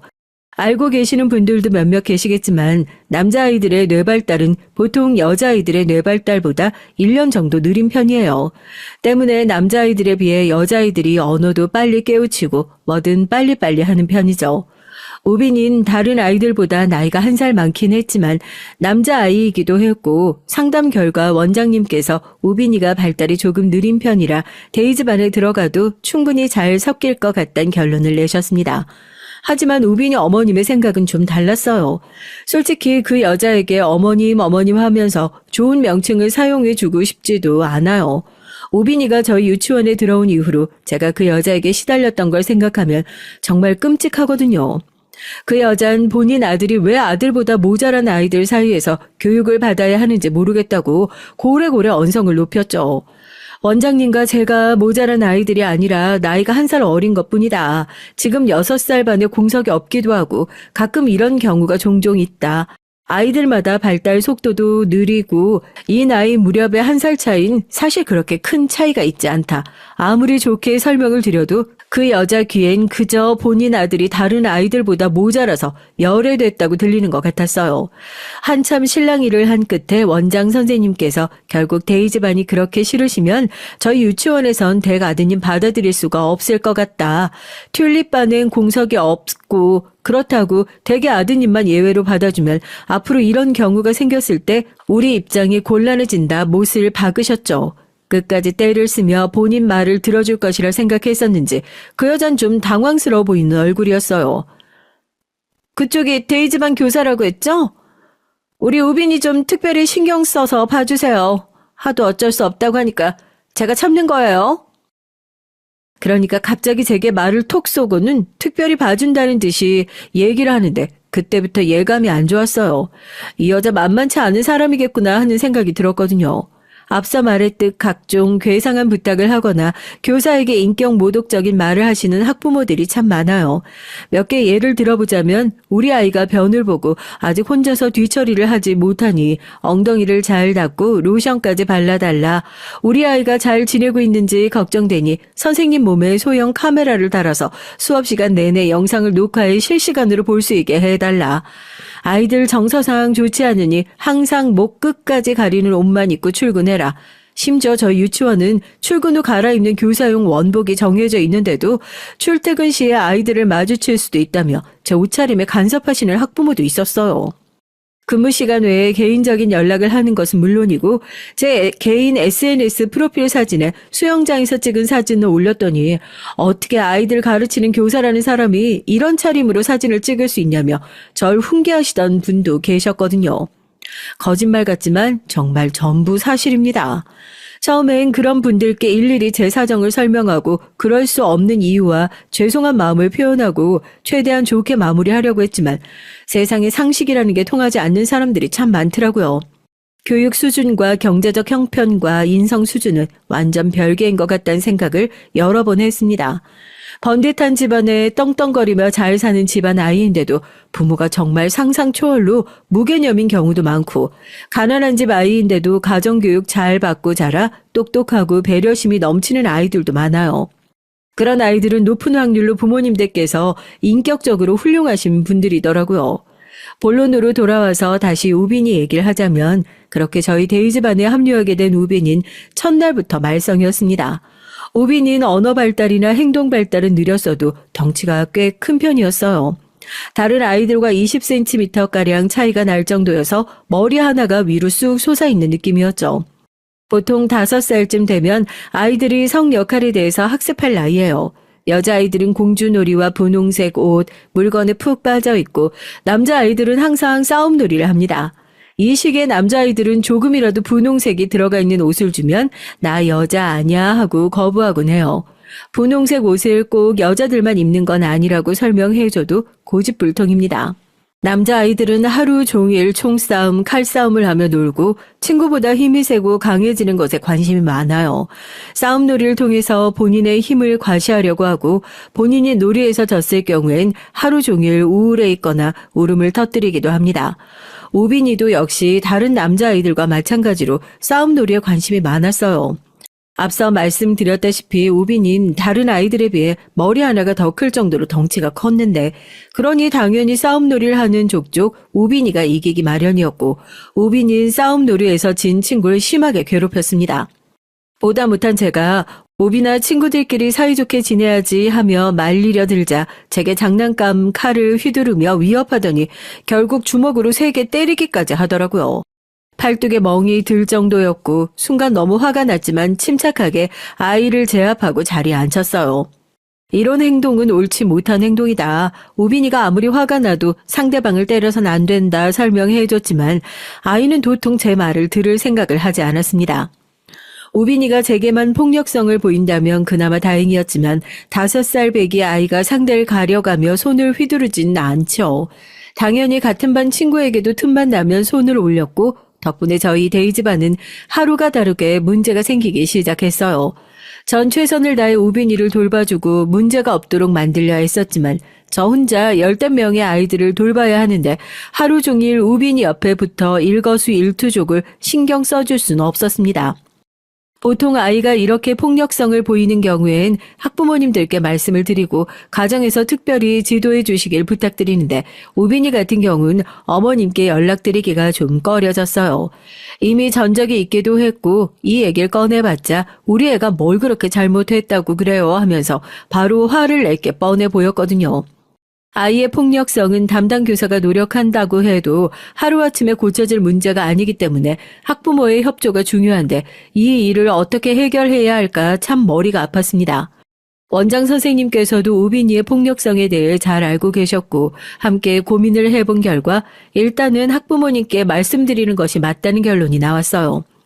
우빈이 정도의 폭력성이면 가정에서도 이를 알고 있을 확률이 높았고 아무리 저희끼리 고민해봤자 답이 없는 문제였거든요. 그렇게 정말 내키지 않았지만 우빈이 어머님께 연락을 드렸고 반응은 역시나 예상했던 대로였습니다. 우리 아들이 다른 애들을 때린다고요? 그럴 리가 없는데. 그 애가 먼저 우리 아들 괴롭힌 거 아니에요? 애들끼리 싸우는 동안 교사는 도대체 뭘 하고 있는 거예요? 전 차분히 지금까지 이런 일이 여러 번 발생했고 최선을 다해 우빈이를 이끌어주려고 했지만 쉽지 않다. 이 시기 남자아이들에게 폭력성이 발생하는 건 드문 일이 아니다. 저뿐만 아니라 가정에서도 교육을 시켜주셔야 한다. 상황을 설명드렸어요. 그러자 역시 그 여잔 제 얘기를 듣는 건지 마는 건지 혼자서 북치고 장구치고 화를 내다가 갑자기 저희 유치원을 고소하겠다고 큰 소리를 냈습니다. 당신들 아동학대로 다 고소할 거야. 콩밥 먹게 해줄 거라고. 알겠어? 진정하시라 몇 번이고 말씀드렸지만 아무런 효과가 없었고 그 여잔 정말로 저희 유치원을 아동학대 혐의로 고소했어요. 제대로 된 증거 하나 없는 고소였지만 아동학대가 워낙 민감한 사안이다 보니 경찰 쪽에서 조사를 나오게 됐죠.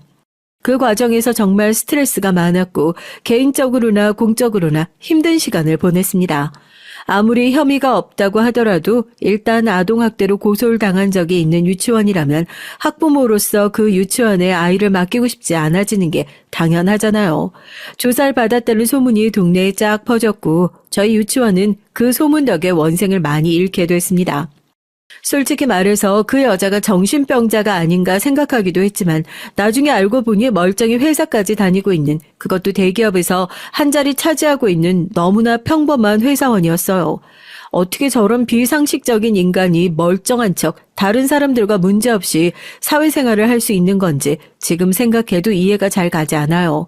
그 여자에게 유일하게 고마운 점이 하나 있다면 그 여자가 저희 유치원을 고소한 덕에 제가 지금의 신랑을 만날 수 있었다는 사실입니다.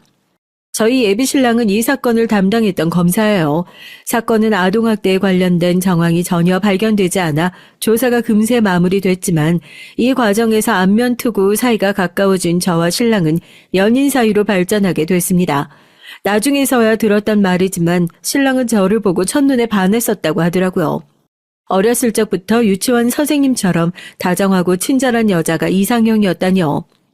아무튼 전 당시에 말도 안 되는 혐의로 조사를 받느라 이리저리 치이고 스트레스가 심해 신랑에게 전혀 관심이 없었는데 모든 사건이 잘 마무리되고 신랑 쪽에서 먼저 개인적으로 연락을 취해 사이가 가까워지게 됐습니다. 연애를 하다 보니 자연스레 신랑의 성장 배경에 대해서도 듣게 됐는데 신랑도 저와 마찬가지로 온전치 못한 가정에서 자란 사람이었어요. 검사라는 번듯한 직장에 사교성 좋고 화려한 언변까지 갖춘 사람이었기에 누가 봐도 화목하고 넉넉한 가정에서 부모님 사랑을 듬뿍 받고 자랐을 것 같았는데 알고 보니까 아주 어렸을 적부터 줄곧 어려운 형편의 홀어머니 밑에서 자랐다고 하더라고요. 정확한 이유는 알지 못하지만 신랑의 부모님께서도 신랑이 어렸을 적 이혼하셨고 아버지 밑에서 자란 저와는 다르게 신랑은 어머니를 따라갔다고 했습니다. 신랑의 어머니께서는 오랫동안 일용직을 전전하시며 신랑을 먹여 키우셨다고 해요. 일일 급식소 도우미, 김치 공장, 설거지, 각종 청소 관련 부업도 많이 하셨고 그러면서 몸이 많이 상하셨대요. 젊은 시절부터 각종 지병과 성인병으로 크게 고생하시고 계신다고 하더라고요. 신랑은 어렸을 적부터 영민하고 똘똘한 아들이었고 어머니께서는 그런 신랑에게 거는 기대가 크셨다고 합니다. 밤잠을 줄여가며 본인 입에 넣는 걸 줄여가며 허리띠를 졸라매 신랑 뒷바라지를 하셨고 정말 어려운 형편에서도 결국 하나뿐인 아들을 번듯한 검사로 만들어내셨어요.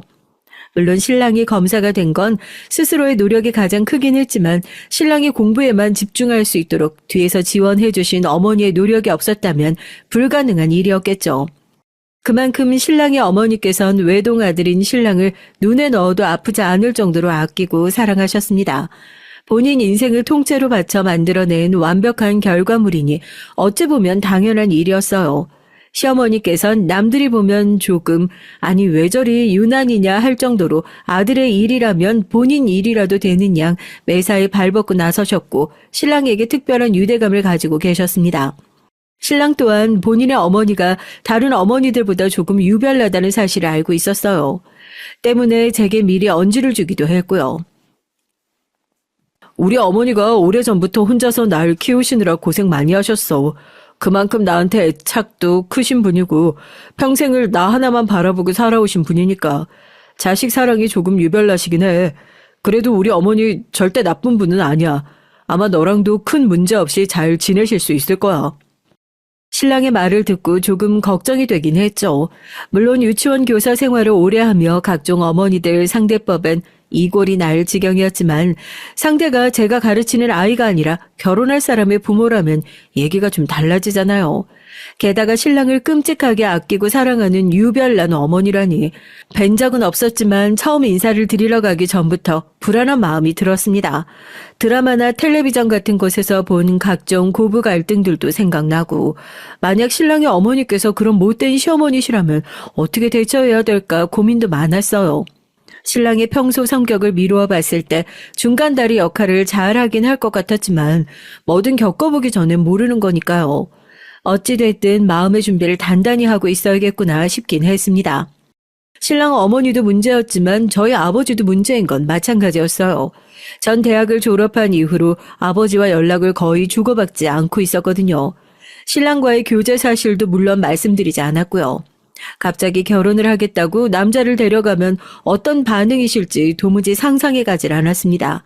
신랑은 제 어두운 가정사를 다 알고 있었기에 굳이 제게 아버지에 대한 얘기를 먼저 꺼내지 않았어요. 때가 되면 제가 알아서 소개시켜 주겠거니 생각했던 것 같습니다.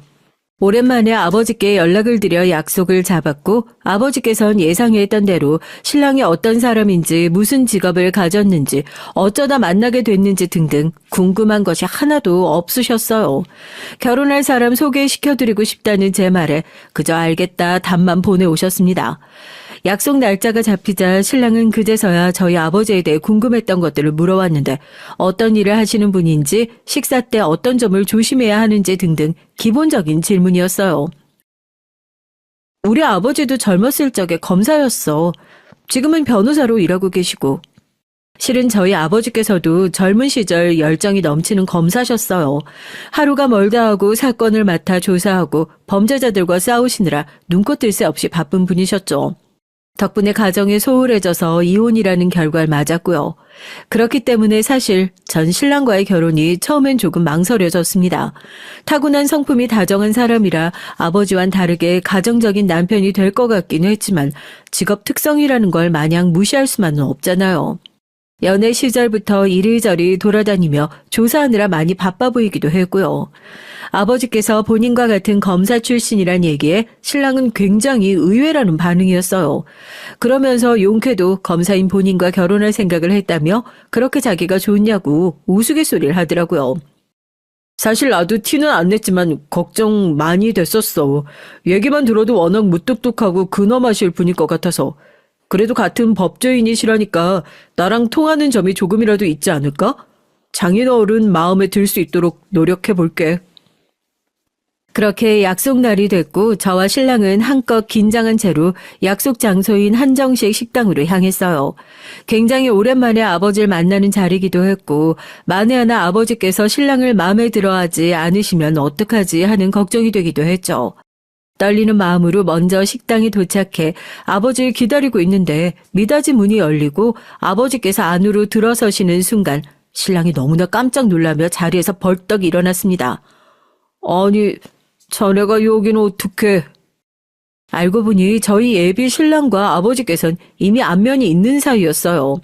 남편이 햇병아리 검사였던 시절 같은 부서 선배였던 아버지께서 남편을 많이 도와주셨다고 하더라고요. 그때부터 신랑은 저희 아버지를 은사처럼 여기고 모셨다고 했는데 아버지께서 직업을 옮기신 후로 연락이 뜸해져서 최근엔 소식을 몰랐다고 했습니다. 일 그만두셨다는 얘긴 전에 들었는데 이렇게 다시 뵙게 될 줄은 정말 몰랐습니다. 제가 진작 연락드리고 찾아뵀어야 하는 건데 이런 인연이 다 있네요.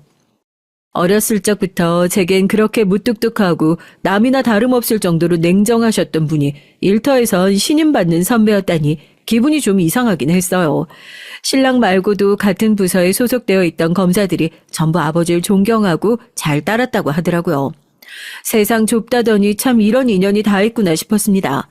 걱정했던 것이 무색하게도 자리는 즐거웠고 큰 문제 없이 좋은 분위기 속에서 잘 마무리가 됐죠. 신랑은 본인이 초보 검사였던 시절 아버지께 정말 도움을 많이 받았었다며 다시 생각해도 어떻게 이런 인연이 있을 수 있는지 신기했어요. 그렇게 저희 아버지 쪽은 잘 해결됐고 남은 건 신랑의 어머니였습니다. 앞서 말씀드렸듯 신랑 어머니께선 신랑에게 좀 유난이신 분이셨어요. 신랑은 괜찮을 거라 말했지만 사실 전 조금 걸리는 부분이 있었거든요. 신랑과 한창 결혼 얘기가 오가기 시작했을 무렵부터 전 스토킹 비슷한 걸 당하고 있었어요. 첫 시작은 유치원으로 걸려오는 전화였습니다. 웬 여자가 절 찾는 전화가 왔다기에 부름을 받고 전화를 받아보면 수화기 너머에선 아무 대답이 없었죠. 그런 일이 몇 번 반복되자 원장 선생님께서 누군진 모르겠지만 한 번만 더 이런 식으로 장난 전화를 하면 경찰에 신고하겠다고 말씀하셨고 그 이후로는 연락이 오지 않았습니다. 깨름직했던 건 전화를 걸어온 여자가 정확히 제 이름을 말하며 절 찾았다는 사실이었어요. 그날 이후로 유치원에서 절 찾는 전화는 오지 않았지만 더욱 소름 돋는 일이 일어났습니다. 제 개인 SNS에 올린 게시물에 익명으로 댓글이 달리기 시작했어요. 내용은 주로 제가 외모가 딱 봐도 싸 보이네, 성형했네, 남자 꼬시고 다니겠네 등등 입에 담기도 민망할 정도의 음담패설들과 욕설이었고 보이는 족족 삭제하긴 했지만 끝이 없었습니다. 특히 예비신랑과 함께 찍어 올린 사진엔 남자가 너무 아깝네, 헤어져라 등등 저희 둘 사이를 저주하며 신랑을 칭찬하는 내용의 댓글이 길게 달렸고 그때부터 뭔가 이상하다는 생각이 들었어요. 게다가 그 사람은 제게 개인 메시지로 제 집 주소 등과 인적사항 등을 보내면서 당장 그 남자와 헤어지지 않으면 가만두지 않겠다느니 죽여버리겠다느니 도를 넘은 협박을 보내왔고 그 메시지를 보고 너무 겁이 났던 전 모든 사실을 신랑에게 털어놨죠. 솔직히 말해서 그전까진 혹시 절 괴롭히는 사람이 신랑의 어머니가 아닌가 하는 생각을 했었어요. 아무리 생각해도 저와 신랑 사이를 갈라놓으려고 할 만한 사람, 게다가 제 신상 정보를 그렇게 잘 알고 있을 만한 사람은 시어머니뿐이라는 생각이 들었거든요. 그렇지만 설마 아니 신랑 어머니께서 제게 죽여버리겠다느니 하는 도를 넘은 협박을 해오실 것 같진 않았어요. 얘기를 모두 전해들은 신랑은 몹시 놀라더니 짚히는 곳이 있다고 말했습니다. 아마 내 전 애인일 거야. 그 여자 정신적으로 좀 아픈 사람이었거든.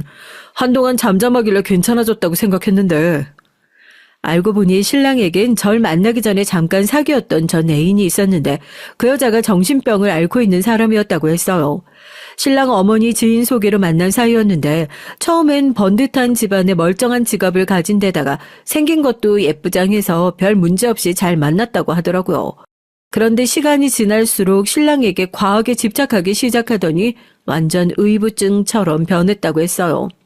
신랑이 어딜 가든지 일거수일투족을 그 여자에게 보고해야 하고 일하는 중에도 10분 내로 연락에 답장하지 않으면 부재중 전화를 100통씩 해놓고 공격적인 일이라도 다른 여자와 대화를 나누는 모습을 보면 그 여잔 누구냐, 바람난 거 아니냐, 미친 사람처럼 캐묻고 따지고 들고 게다가 신랑은 검사라는 직업 특성상 연락 텀이 일정치 못하고 조사를 하다 보면 신분을 속이고 사람을 만나야 할 일도 생기는데 그 여잔 그런 것들을 전혀 이해해주지 못했다고 하더라고요. 견디다 못한 신랑이 계속 이런 식으로 굴면 더 이상 만남을 지속하기가 힘들다. 아무리 서로 호감을 가지고 만나는 사이라도 적당한 선이라는 게 있다. 다 큰 성인이고 서로 사회생활도 할 만큼 해본 사람들끼리 왜 이러는 거냐 경고를 했지만 별 소용이 없었다고 했어요. 결국 신랑이 헤어지자 이별을 선언하자 그 여자는 이성을 잃고 흉기까지 휘둘렀다고 했습니다. 크게 다칠 뻔한 남편은 고소까지 생각했었지만 그 여자와 더 엮이고 싶지 않아 그냥 이를 조용히 묻었다고 했어요. 그렇게 헤어지고 나서도 한동안 끈질기게 집 앞까지 찾아오질 않나 전화나 메시지를 끊임없이 걸어대는 통에 결국 연락처도 바꾸고 이사도 갔다고 하더라고요.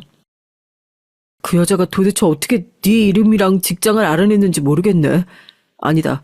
그 여잔 그러고도 남지. 검사를 스토킹하는 여잔데 내가 한번 제대로 알아볼게. 혹시 무슨 일 생기면 나한테 바로 말해줘. 솔직히 그 얘기를 다 듣고 나자 좀 겁이 났어요. 정신 이상자라니 언제 어떻게 제 집에 찾아와 신랑에게 그랬던 것처럼 또 흉기를 휘두를지 모르는 일이잖아요. 그동안은 댓글을 남긴 사람이 신랑의 어머니일지도 모른다고 생각했기 때문에 선뜻 얘기를 꺼내지 못했었는데 아니라는 사실을 알게 된 이상 더 이상 결혼을 미룰 이유가 없다는 판단이 들었고 신랑에게 당장 어머니께 인사를 드리러 가고 싶다는 뜻을 내비쳤습니다. 제 집 주소를 다 알고 있는 여자에게 살해 협박까지 받은 마당에 아무렇지 않게 평소처럼 지내기도 어려웠고요. 하루빨리 신랑과 결혼해서 살림을 합쳐야겠다는 생각이 들었죠. 그렇게 시댁에 처음으로 인사를 드리러 가게 됐습니다. 스토킹 문제도 있었지만 애초에 시어머니께서 절 그닥 달가워하시는 느낌은 아니었기에 긴장을 하지 않을 수가 없었어요.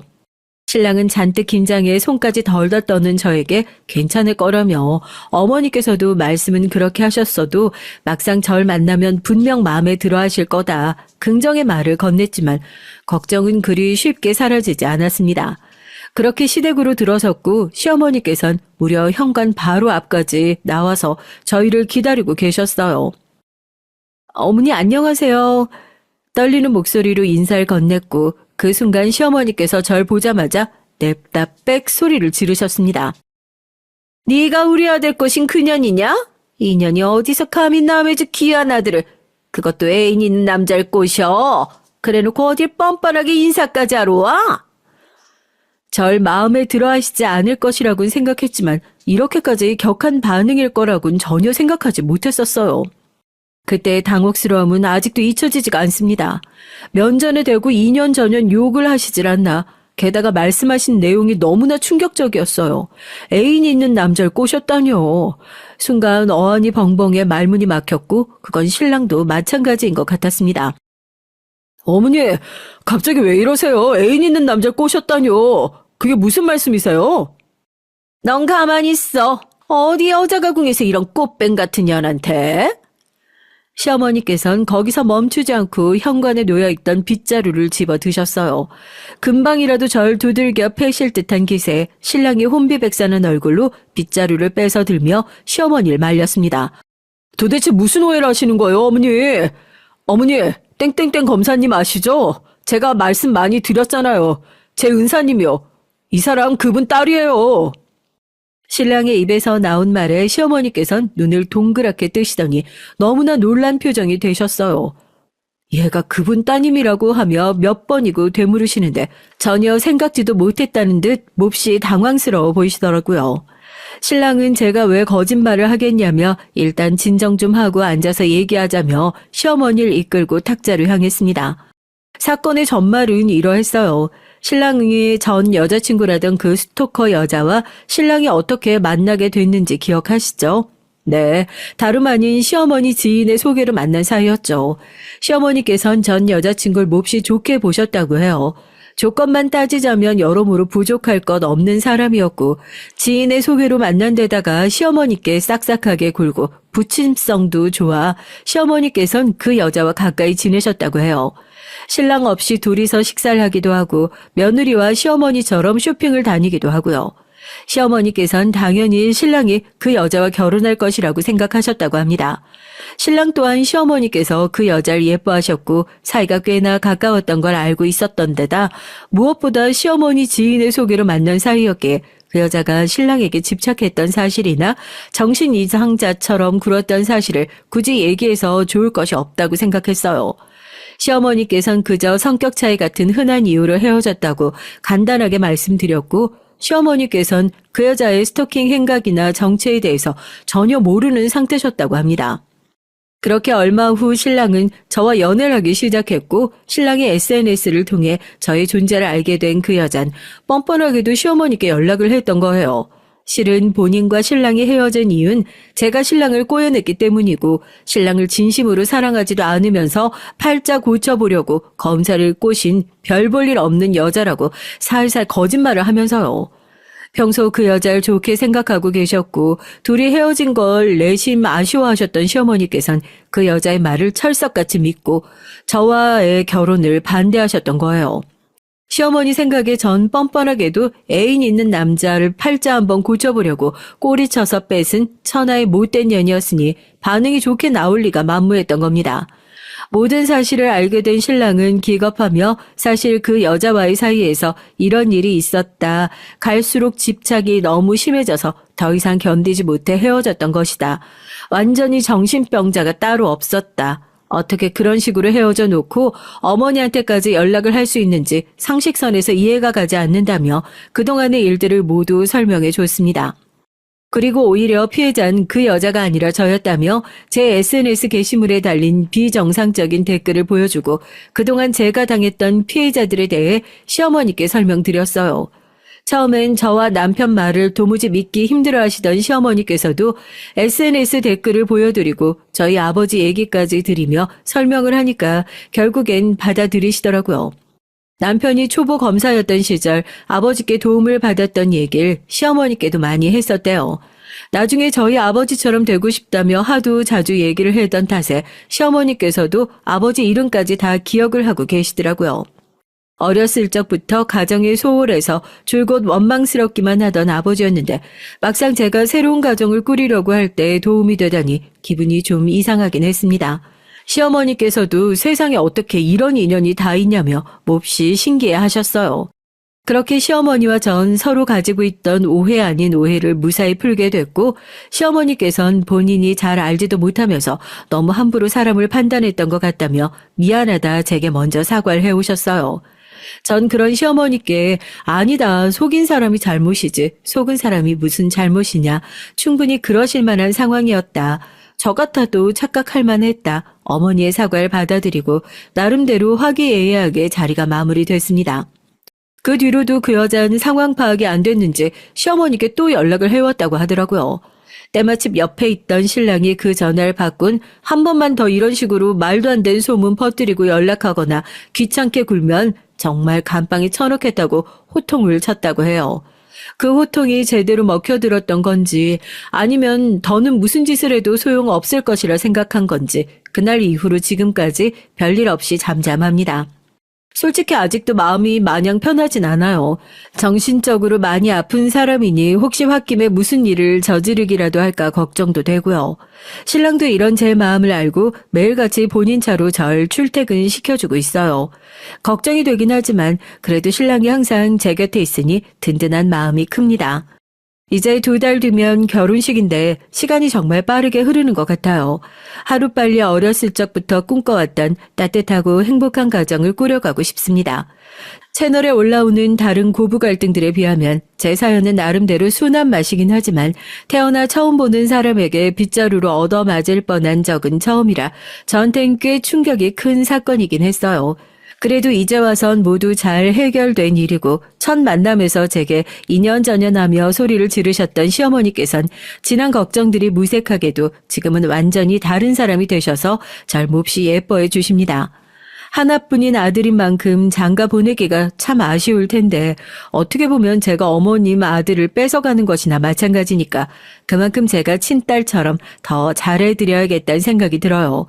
아무쪼록 앞으로 저희 가족의 앞날에 문제 없이 언제나 행복만이 가득하길 바라며 글 마무리하겠습니다. 감사합니다.